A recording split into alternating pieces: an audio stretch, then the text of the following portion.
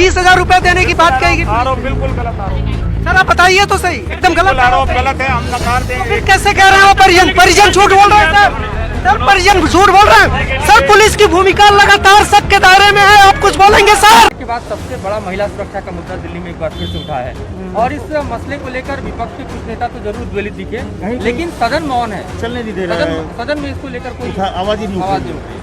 आप वहाँ पर पूछेंगे ओम बिरला जी से बात कीजिए। अब ये मीडिया वाले जाकर लोकसभा स्पीकर से कहेंगे कि आप इस मुद्दे को संसद में उठवाइए, तो क्या ये लोकसभा सांसद जो कि सदस्य बने हैं संसद के, ये धनिया लेने के लिए आए थे संसद में?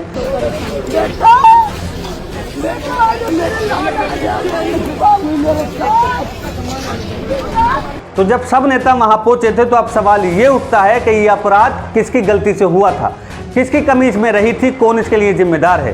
क्योंकि सत्ता पक्ष हो या विपक्ष हो सभी तो वहां पहुंचे थे।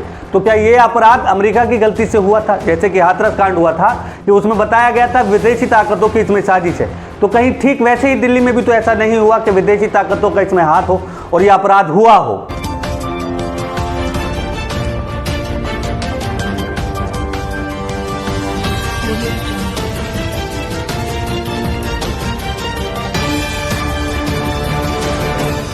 नमस्कार, आदाब, सत श्री अकाल। आप देख रहे हैं दी नेशन वॉइस। हाल ही में दिल्ली के नंगाल गांव में हुए बलात्कार कांड ने देश को झंझोर के रख दिया। लगभग सभी ने इस जघन्य अपराध की निंदा की, जिसमें एक 9 वर्ष की बच्ची के साथ बलात्कार के बाद उसे जिंदा जला दिया गया।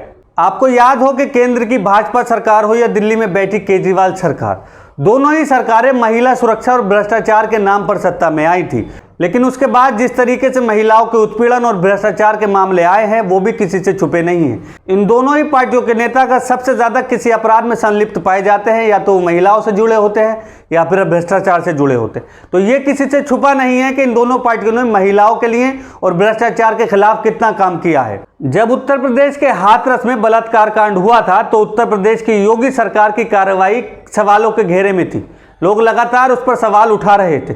ये भी छुपा नहीं है कि उसकी कवरेज दिखाने वाले पत्रकार तक अभी तक जेल में हैं, और किस तरह उस पीड़िता की लाश को बिना परिवार की मर्जी और उनसे इजाजत लिए जला दिया गया था।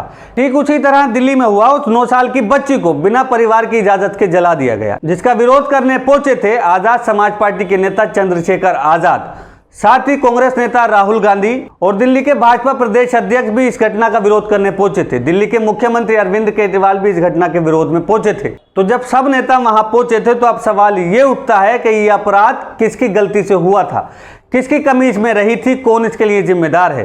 क्योंकि सत्ता पक्ष हो या विपक्ष हो सभी तो वहां पहुंचे थे। तो क्या ये अपराध अमेरिका की गलती से हुआ था, जैसे कि हाथरस कांड हुआ था कि उसमें बताया गया था विदेशी ताकतों की इसमें साजिश है? तो कहीं ठीक वैसे ही दिल्ली में भी तो ऐसा नहीं हुआ कि विदेशी ताकतों का इसमें हाथ हो और यह अपराध हुआ हो? इस घटना के बारे में भाजपा नेता और लोकसभा सांसद हेमा मालिनी से जब रिपोर्टर ने पूछा कि ये मामला संसद में नहीं उठ रहा है, तो उन्होंने जवाब में कहा कि लोकसभा स्पीकर ओम बिरला से इसके बारे में बात करो। के बाद सबसे बड़ा महिला सुरक्षा का मुद्दा दिल्ली में एक बार फिर से उठा है और इस मसले को लेकर विपक्ष के कुछ नेता तो जरूर ज्वलित दिखे, लेकिन सदन मौन है, चलने नहीं दे रहा है। सदन में इसको लेकर कोई आवाज ही नहीं उठी। आप वहाँ पर पूछेंगे ओम बिरला जी से बात कीजिए।